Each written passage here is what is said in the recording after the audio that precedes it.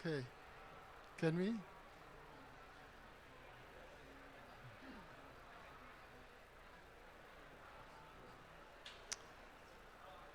Hello?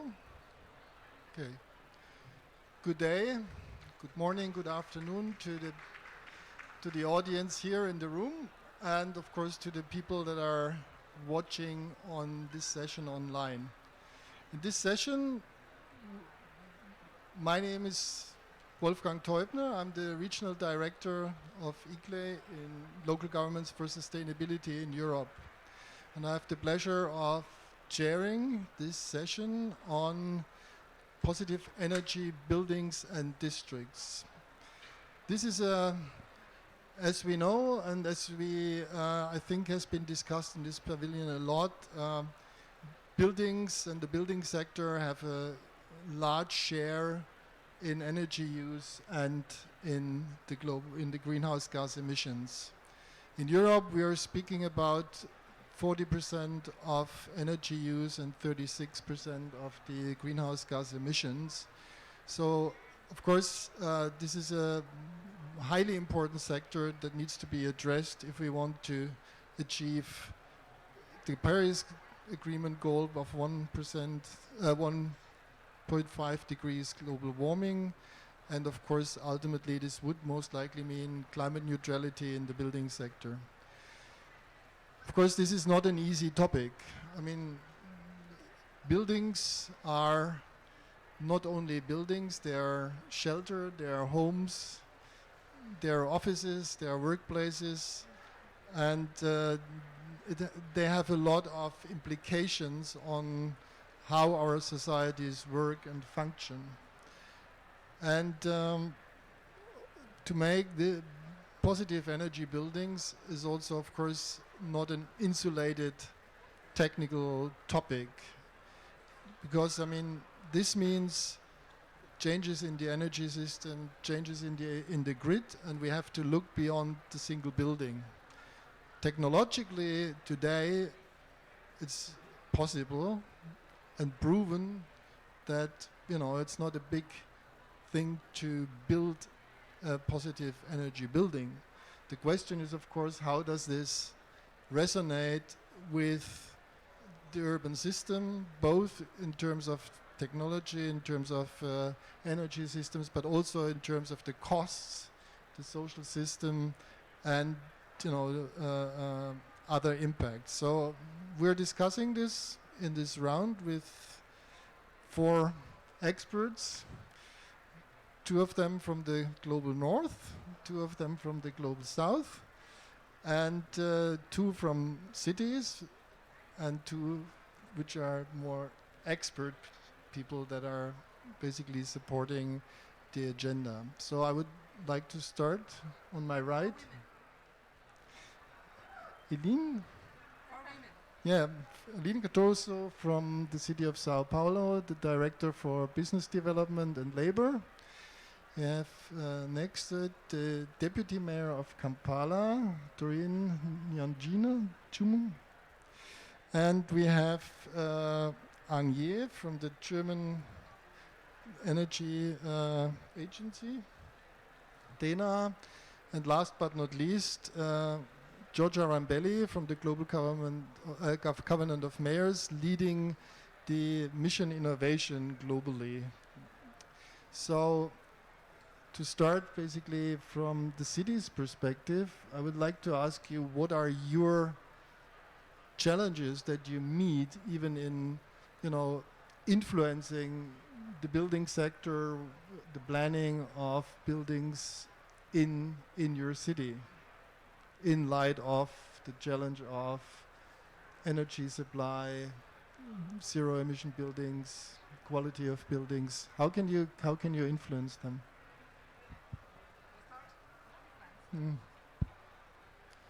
Well, first of all, thank you for this opportunity. I would like to thank and congratulate ICLE for its work here at COP, and say hello to these ladies. It's a pleasure to be in a panel with 4 ladies. Nothing against men, but girl power. Since we're talking about power. Well, I think São Paulo. Well, it's a huge city. I don't have this information, but maybe it's the largest energy consumer in the southern hemisphere, I suppose. So when we are talking about changing our economy and the transition and mitigation, adaptation and everything, it's challenging concerning any sector, but of course energy. Although Brazil has a very clean energy source, we are talking about hydropower, so we are a very clean country concerning energy. But anyway, we need to do better. And especially, we need to have more local produced power. We have a very complex energy sector with a lot of regulation, and most part of them are at the federal level. And the regulations are very recent. You know, we are talking about distributed generation for less than 10 years. So laws are still, you know, coming out this year. Recently, a few months ago, we had a new national regulation. So I think first complexity is about regulation, but it's not usually in the local level. The other thing I would like to say here is that I think the best way for a mayor or a local government to push its city is leading by example. I think it's the best thing we have to do. Besides that, the city hall, the municipality, is a great consumer, a huge consumer. We are a very large organization with hundreds of thousands of workers, direct and indirect. So what São Paulo is doing is leading by example by creating a very ambitious energy generation plan. Actually, first, one should know that we have an action plan to manage all the climate issues. So I don't think many cities have it. We did it with the support of C40, and ICLEI is also supporting us on that. So we have a lot of strategies. And I think the most important of that is a public-private partnership to produce energy in public buildings. So I can talk more about it if you want.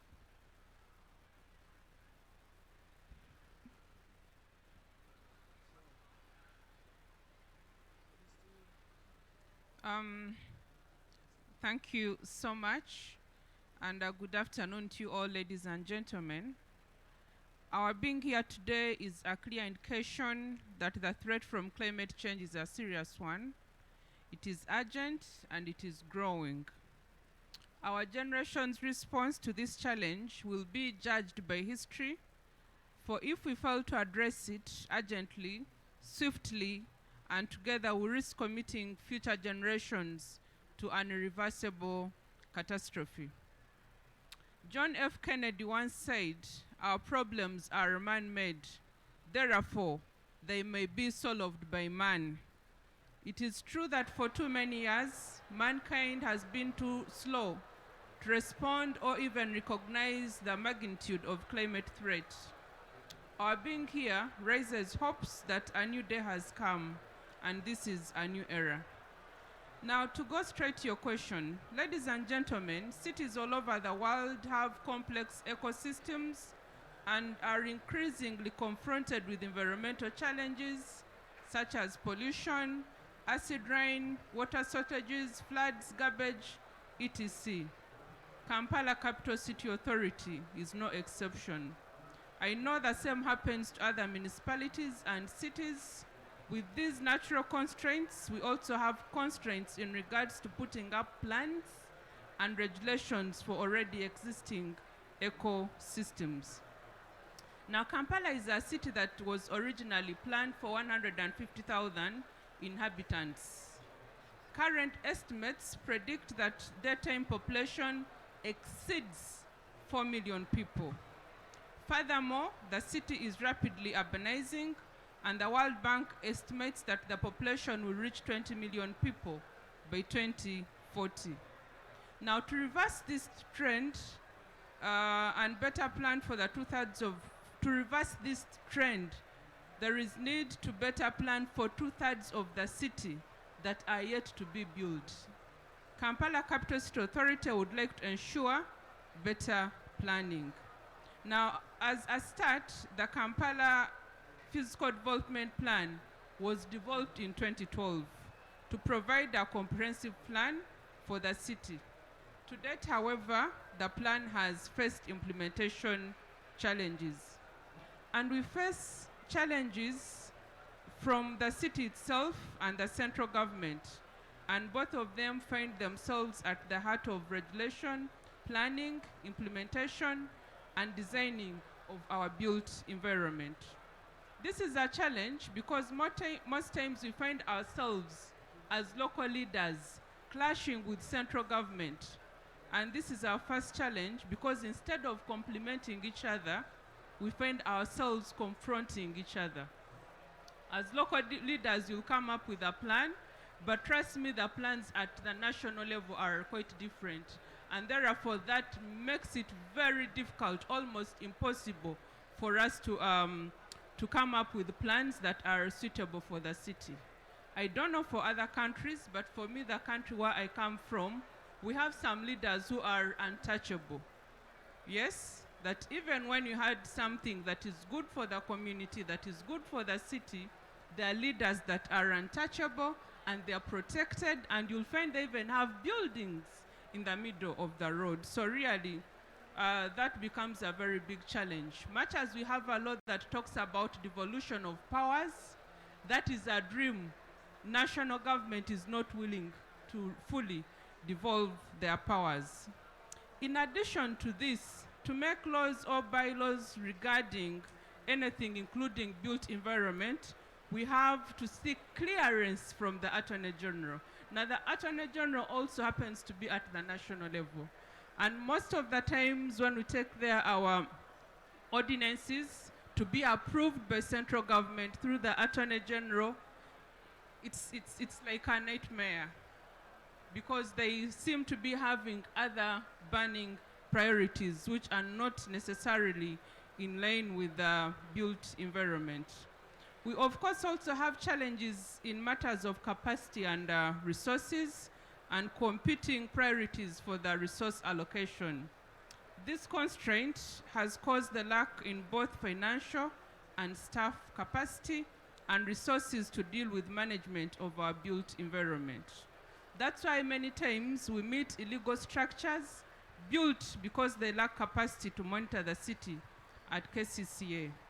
And also lastly, the other challenge that we face as KCCA is because most of the land that is in the city is not owned by government or it is not owned by Kampala Capital City Authority. So there are many competing needs, there are many competing stakeholders, and therefore it gets very hard for us to convince them that this is what we need for the city. Thank you so much. I'll stop it at that. Thank you. Well, now we go a bit to the other side of the world in that sense, and to the experts. No, I wanted to start with you. I mean, you're leading the topic, you know, from the German Energy Agency side, and I mean, I have two questions basically to you. On the one hand side, of course, are we in the global north really leading by example? Are we so much doing on, you know, positive energy buildings or districts? Have we so much to show? And the second question is then, how would you envisage to basically close the gap between the problems that are, you know, the cities in the global south are facing and that have been described just now, in order to basically, you know, transfer all these innovative aspects that we are trying to discuss here?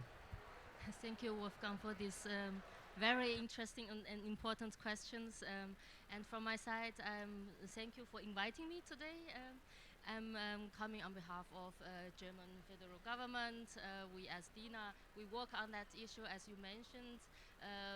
Yes, the positive energy buildings and districts are a very important field for us to implement the energy transition, what Germany has set for as a goal, as a huge project. And Germany want to be climate neutral at 2045. So this will be a crucial part that we need to do that.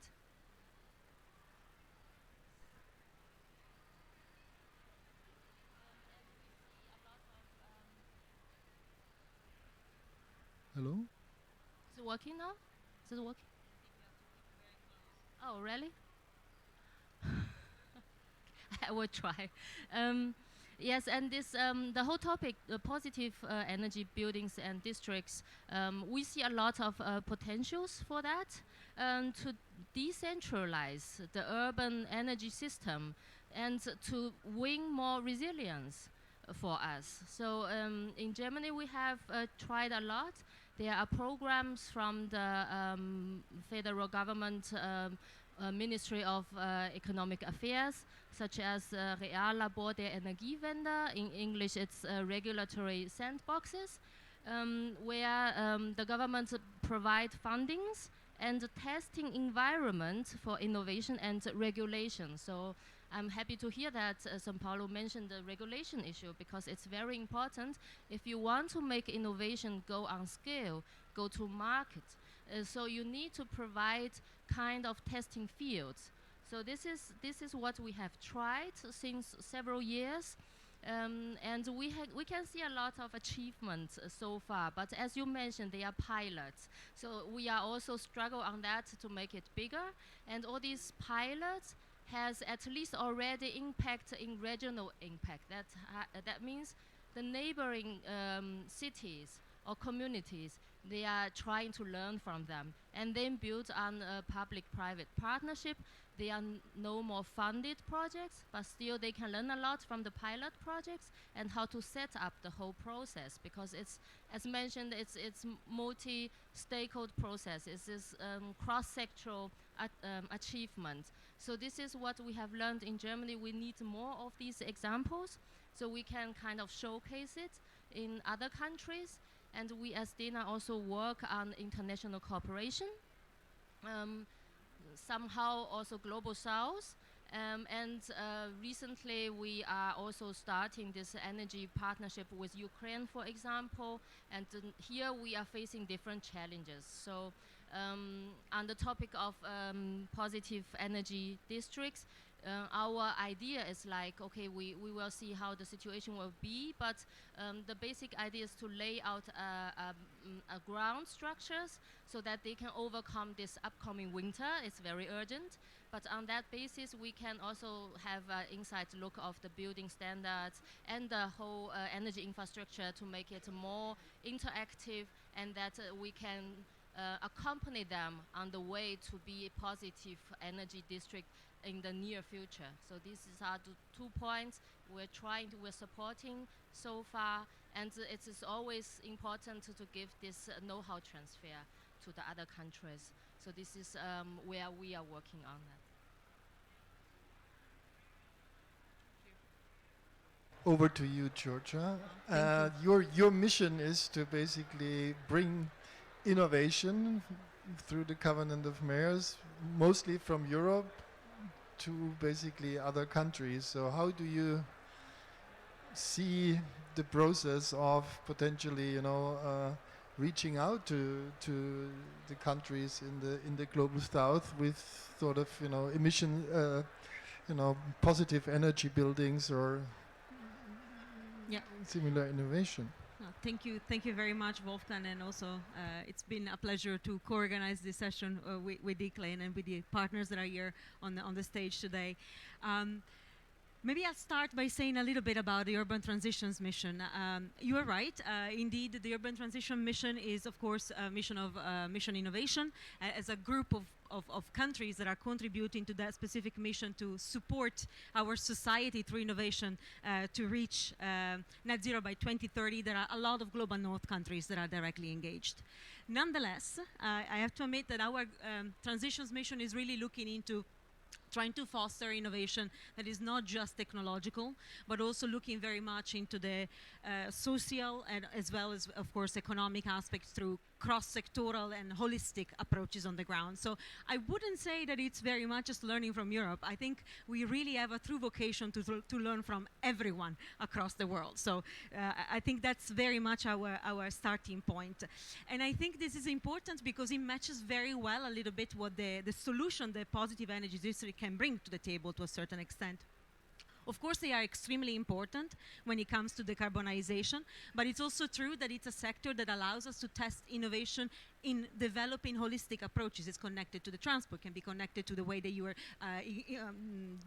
connected on the ground, not only the individual buildings, but also as a cultural component. You're not looking into just how you are rolling out the technologies and the different solutions that are there, but also how do you bring the society together with you to really test and live in this building and in these neighborhoods. So I think for us is a very fertile ground also to test the overarching approach that we have as a mission. Maybe the second component, also again reflecting on global south, global north question that you put on the table. It is true that the battle to fight climate change will be fought in cities, and at the moment, as said also very clearly in the sixth assessment report of the IPCC, we have a number of different typologies of cities that are offering challenges but also incredible solutions. The global north is dealing, of course, with renovation, recreation of our cities at large, but we also have new cities that are going to be set up completely in the global south. I think it's 40 that we are expecting only in Egypt. So there is a huge potential to test innovation and to start already thinking about how do we want to have these approaches that are more holistic already there. And of course, we have expanding cities also across the global south. So when we are talking about applying this innovation and testing it together, we also have an opportunity here to learn from what has been already done. You presented a few examples, of course, from Germany, but from many other countries in the world, and see how it can be adapted to the different contexts that we have everywhere. So I think this is very important. I will tell you a little bit more about what the transition mission is doing in particular for Positive Energy District, but maybe I'll leave it there for now. Thank you.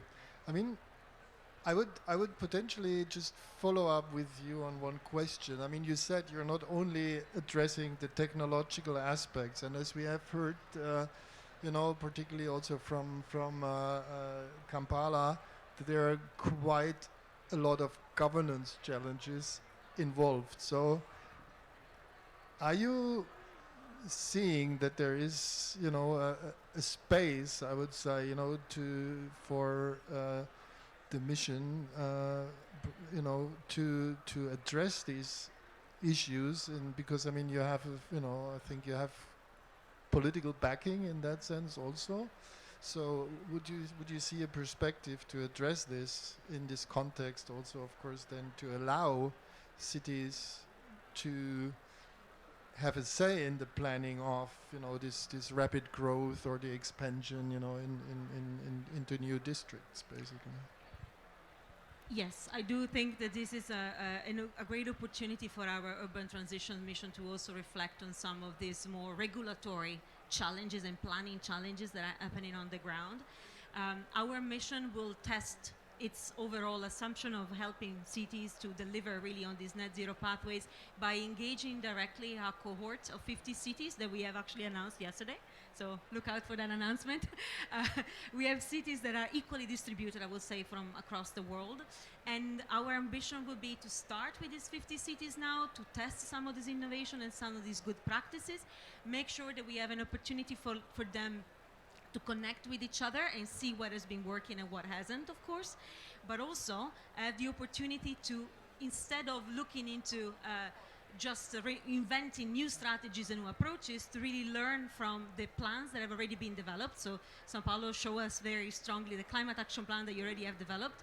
The ambition of our mission is to take that plan and look into where there might be still gaps, for example, because sometimes from lack of mandates or maybe, you know, necessities that relate to different prioritization related to funding. How can we help you bridge those gaps in collaboration with partners and with national governments, of course?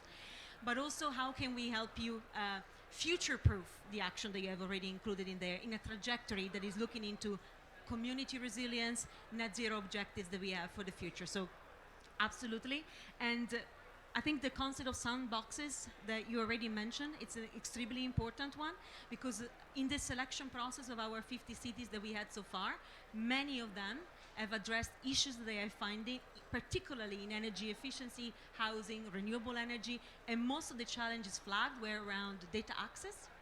And when the data is available, the difficulty of digest this data in a way that is meaningful by utilizing tools, but also understanding and reading the scenarios that are available to make informed policy making, but also a lot of questions, a lot of challenges around regulation. So there are still a lot of regulatory barriers that need to be addressed, and I think exchange is of course very important, but also having the opportunity to look at innovation as a multi-level governance and cross-sectoral partnership will give us this opportunity of creating this safe space to really test some of this innovation on the ground.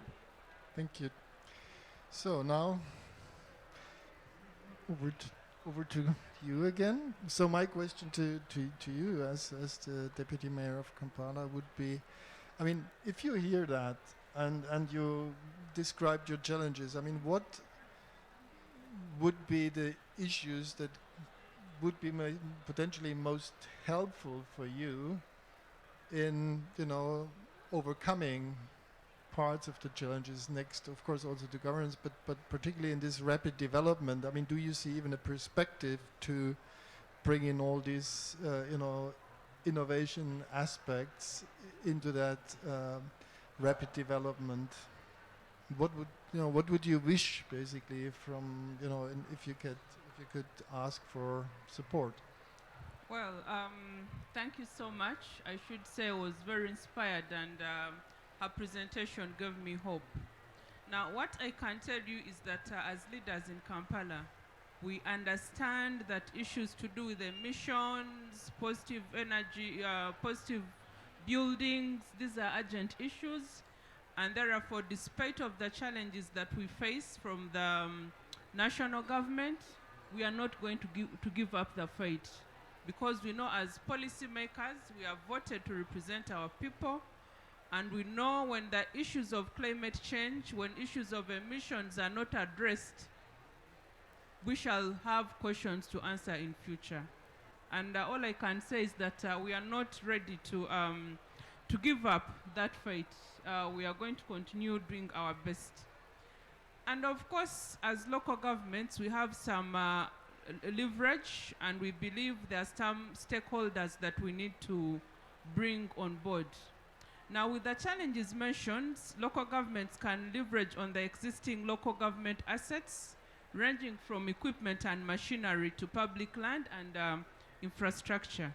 This is because collectively, local governments own assets worth billions of shillings, yet they struggle to deliver quality services because of the limited financial resources given the ever-decreasing allocations from central government. So ours is to continue pushing the national government. And we shall not simply look on at central governments for funding. We have other partners we believe that we can look at. Because if we have a national government that is not treating this as a priority, it does not make sense for us to continue crying unto them. And yet we believe there are other partners that we can look up to. For example, I'm here attending sessions. I didn't receive a coin from my government, but thanks to ICLEI, here I am, and I've received funding, and I am going to make a contribution in as far as climate change is concerned. Local governments also have a chance in investing in social capital, which strengthens the ability of local governments to respond to climate change. We believe we can build capacities both in terms of human resources, skills, knowledge, planning, and negotiation capacities of individuals and communities as an effective way of leveraging the scarce resources of local governments. Now, who are the potential stakeholders? I think in this fight we need everybody on board, both big, small, formal, informal, everybody. That is why at KCC we are working with everybody. We are working closely with the stakeholders and making sure that nobody is left behind. Let it be the private sector, like those in business, service providers and associates, We are working to be more sustainable, to tackle their climate change challenges and their businesses. We have consistently told them their small actions are bigger for our climate strategy. Now, our stakeholders include development agencies like European Union, COMSA, ICLE, UNDP, and many other international organizations. We have civil society, including religious organizations, cultural organizations, name them. These are the people that we are counting on. We are not going to merely look at our central governments, because we know issues of climate change, issues of emissions, much as they are affecting Kampala, the impact is going to go beyond Uganda, and it will be felt it will be felt worldwide. Thank you. Thank you.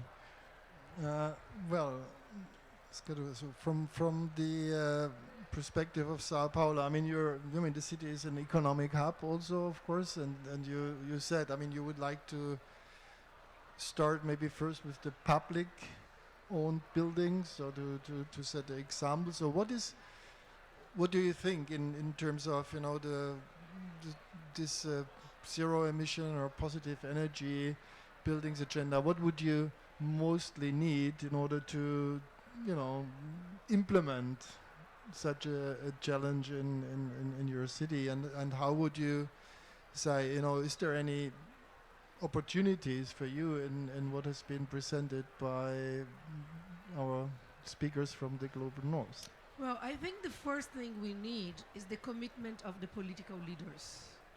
And this may seem obvious because we are here in a COP, but it's not.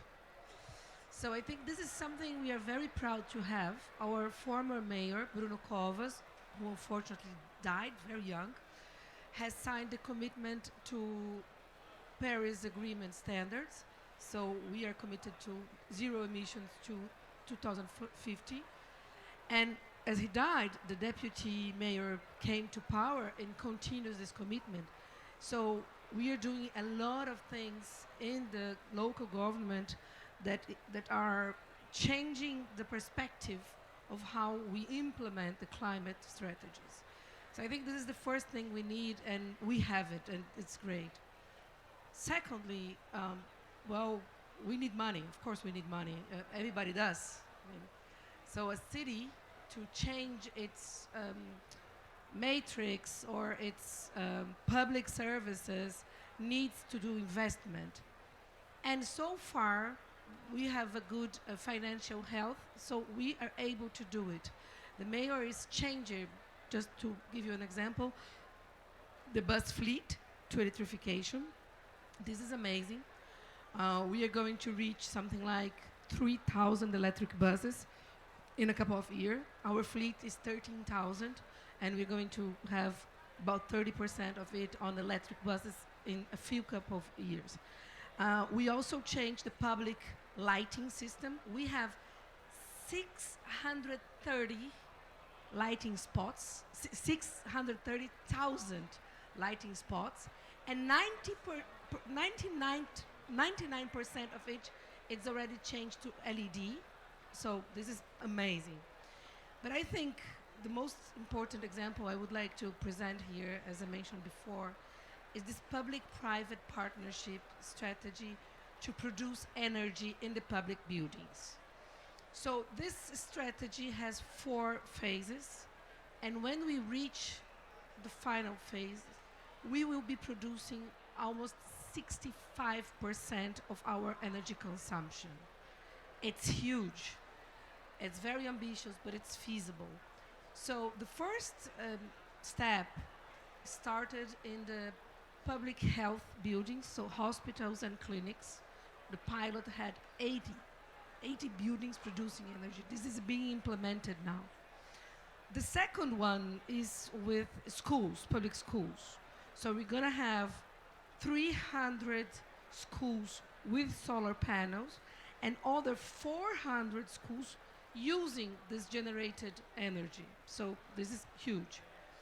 Third is building solar farms in closed landfills. I'm so excited about it. Landfills are problems. And when they are closed, They are, well, even worse problems. But then you cover with solar panels. So this is amazing, and we will do it in a short period of time. And then the final step is buying energy that someone else is building, but in a clean basis. So this is amazing. And the point, especially with solar photovoltaic energy, is that it has a huge potential of creating job positions. So in my perspective, I'm the Secretary for Economic Development, and I used to say sometimes you act because of love, because of passion, because of awareness, and sometimes you act because of pain and need. So maybe in climate issues, now we have to act with pain and need. So the poverty is real, it's everywhere, and it's a double benefit if we are acting, although may be late, but we are acting with the climate perspective and with the social inclusion perspective. In the solar energy issues, we are able to create more jobs than in any other energy source. So we can create 30 jobs per each megawatt. Brazil has created in the last 10 years 600,000 jobs only with solar energy production. And with this municipal plan, we will generate only with this strategy 2,000 jobs. So I think what we need besides money and political commitment is strategy and implementation with a social perspective goal too. May I just quickly follow up with one question, because I mean you speak a lot about, of course, public-private partnership, but particularly in the building sector. I mean, besides the public buildings, but with your strategy, do you get also buy-in from private investors or developers in the building sector in that strategy? So as I said, we have a four stages strategy. In the first three, the city hall is producing energy itself. In the last one, we will buy from the private generators.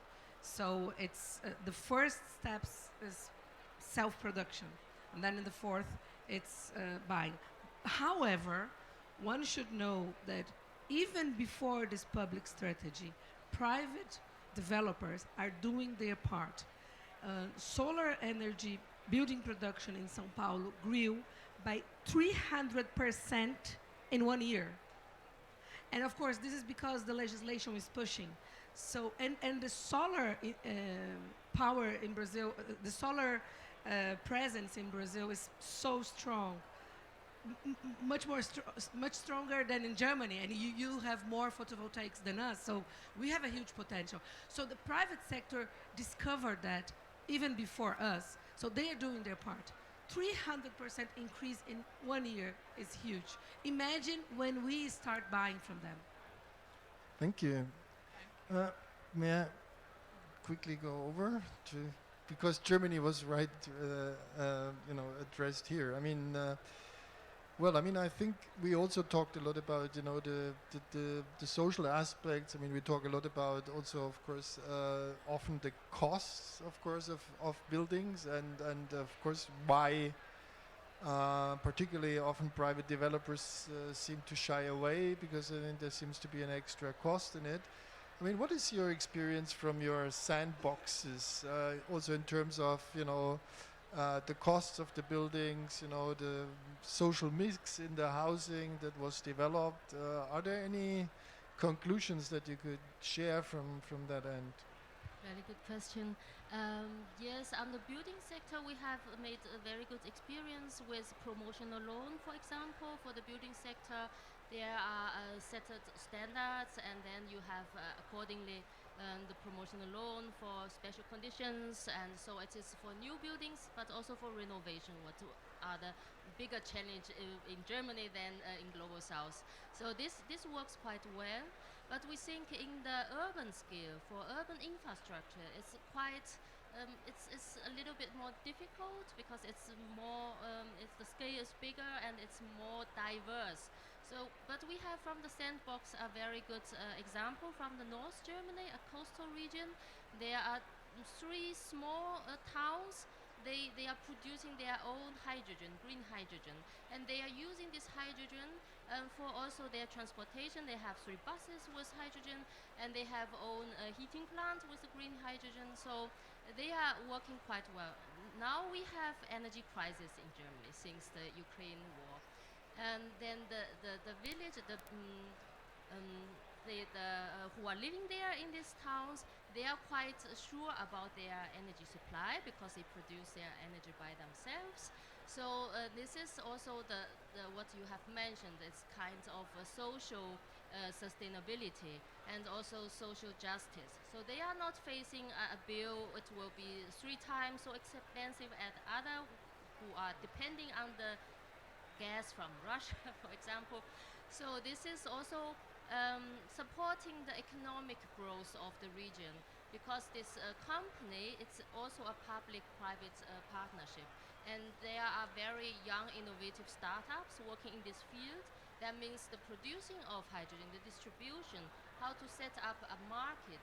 So these are more or less in the private hand. So they learned a lot about that, and this they provide 200 working places for this region alone working on these projects, and now they can expand in this region because they have already know how it works. So this is also for the local economy very important to have these innovative ideas, to push them forward, to support the private sector to go in this field and to give them regulatory support like to test something. So this is a very good example. We think it can be scaled up in broader way, and it's also helped the people, the inhabitant there, to have their green identity from this region. So I think this is a good case. We cannot transport it once, as Georgia mentioned. We need to see to in the another surroundings how to adapt that in other systems. But I think it's for principle, it will be a good way, and we will welcome also other regions to try that out, and we can give them kind of consulting support on that issue. Okay, thank you. Are there any questions from the audience here, please? I can go. I will. So, alright, so I wanna ask about if you wanna make a positive neighborhood or cities, either if it's a new neighborhood or if either if it's existing one, you need a lot of financial support. You need the infrastructure. You need the way to infrastructure to make it happen. You need storage. You need electric cars and buses. You'll need generation. You need the power supply and chains. How can you do?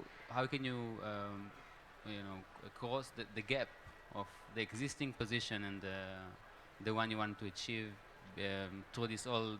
It sounds like a big challenge, and I want to hear if it can happen. I can just start saying what we are planning to do to help close that gap as UTM.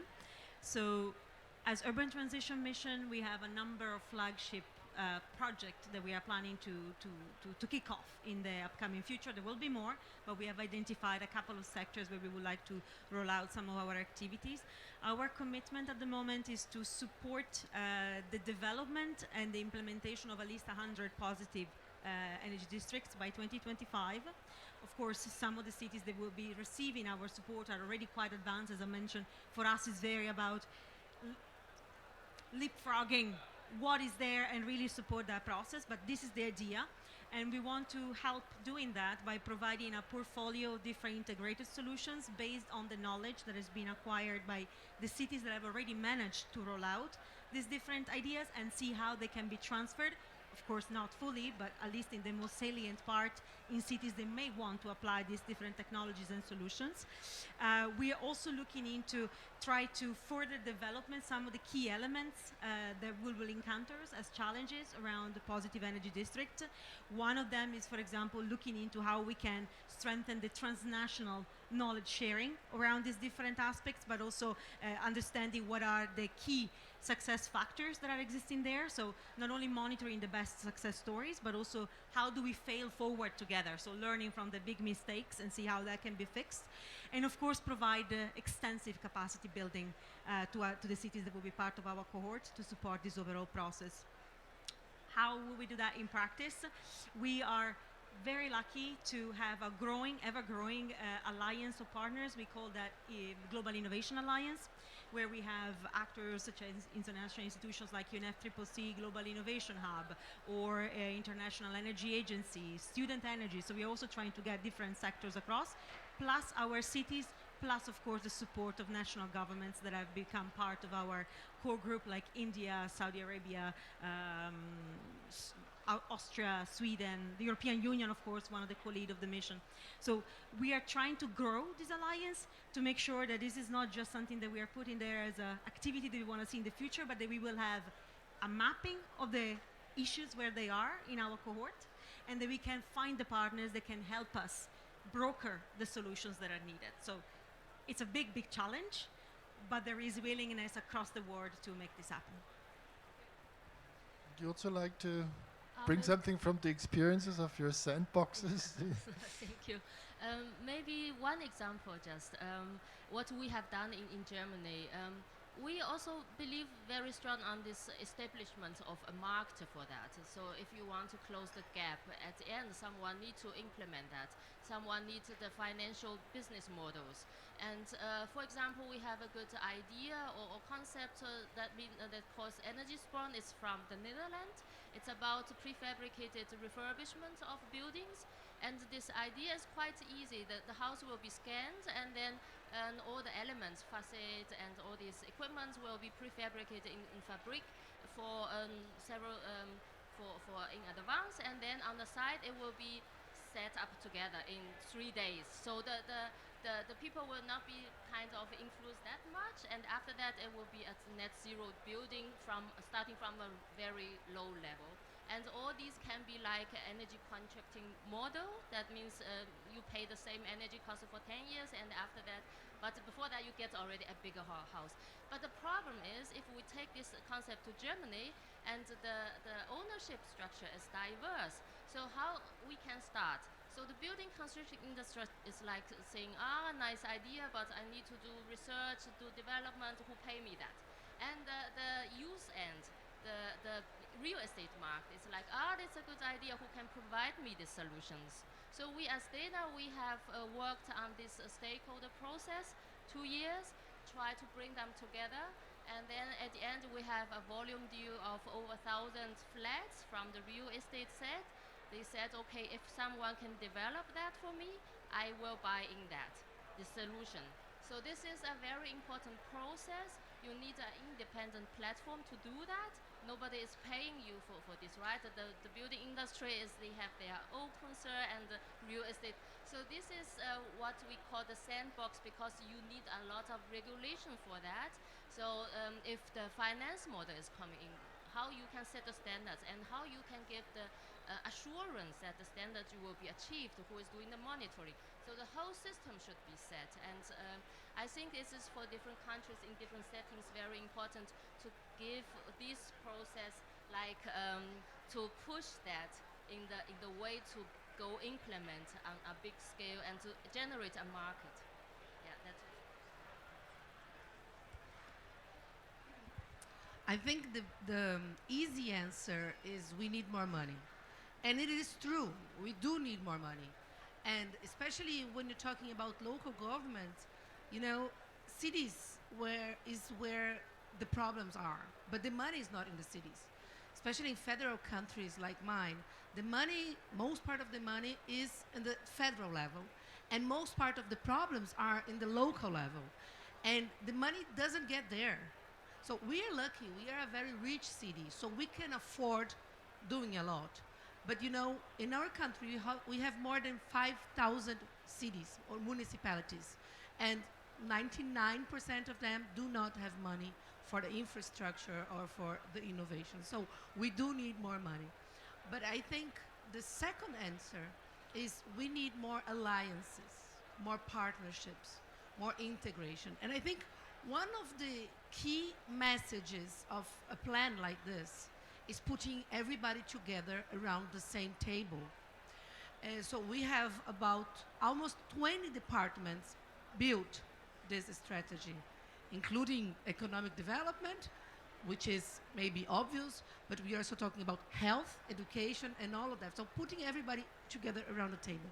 And then secondly, still about integration, is take this book and come to COP with this book and say, hey guys, let's do it together. So I think when you have a book like that, you have a concrete strategy to invite people to do it with you. So this is SGD 17. We need the 17th SGD.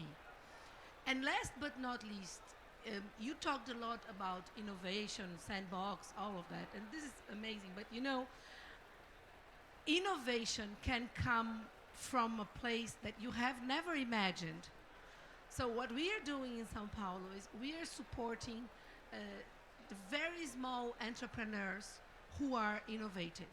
So we have a startup, a clean tech startup program supporting innovation from people coming of the poor areas of the cities, black people, women, you know, disabled people. So these people, especially because they face more challenges, sometimes they are more able to innovate than the big guys.